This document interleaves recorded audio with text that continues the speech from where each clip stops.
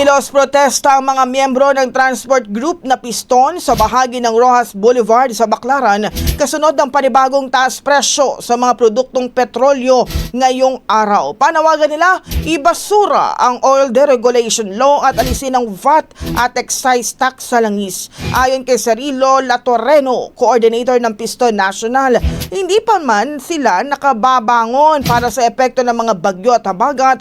Pinahihirapan na naman sila ng malakihang taas presyo ng oil companies. Umaasang Piston na aaksyonan ni Pangulong Marcos ang kanilang mga hinaing na ilang taon na nilang ipinaglalaban, lalo pat natangatabunan daw ito ng mga away politika ng mga opisyal ng pamahalaan. Ilang tsuper naman ang nanawagan sa gobyerno na ituloy ang pangakong pamamahagi ng fuel subsidy na hindi natuloy noong kasagsagan ng tensyon sa pagitan ng Israel at Iran. Kahit daw kasi umupa ng nabanggit na gulo sa gitnang silangan, halos linggo-linggo namang nagtataas ang presyo ang mga kumpanya ng langis sa lokal.